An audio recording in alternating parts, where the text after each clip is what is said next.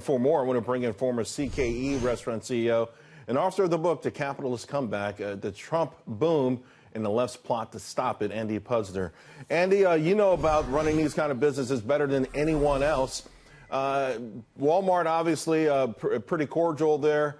What do you make, though, of the idea that they're saying, hey, Congress should intervene on this and they should take control and perhaps set a higher federal minimum wage? I don't really. It depended upon where Congress would set the higher minimum wage. At the moment, it's $7.25. You can't hire anybody anywhere in the country for $7.25, so the minimum wage is really irrelevant. In fact, you can hardly hire anybody for $10 an hour in any place in the country, even economically depressed areas. Walmart, as you noted, is at 11. It's competing with employees, with Amazon. It's competing with Costco. It's competing with Target, even with the banks. Bank of America now says they're going to go to $20 by 2024.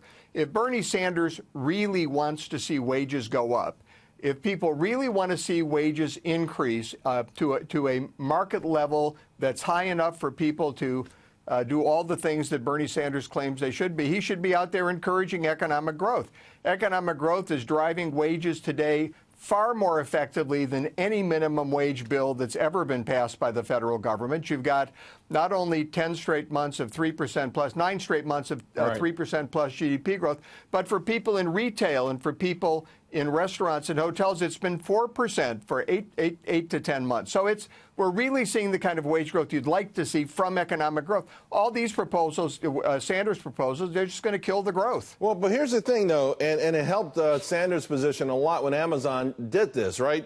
Not only did Amazon jump to $15 an hour, and in a recent letter, Jeff Bezos, perhaps goading on Walmart, said, do it. Better yet, go to $16 in this letter. So, you know, when your industry rival says, OK, we can do it, we can go to $15, now you really look like you're just greedy, like you just want all the money. And by the way, let's remind people, the first quarter for Walmart, that was their best first quarter in same-store sales in 9 years. So they can't say the business isn't doing well.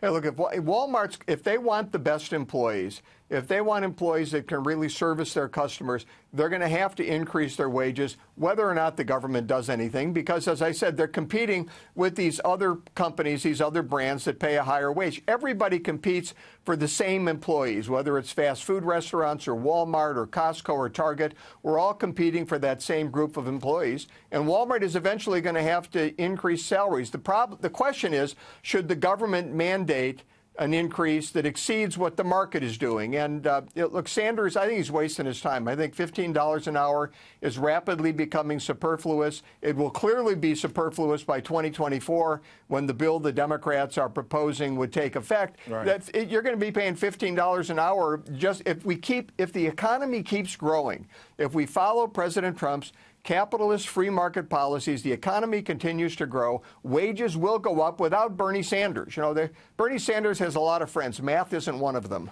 All right. Andy Puzder, thank you very much, Andy. Appreciate it. Thanks, Charles.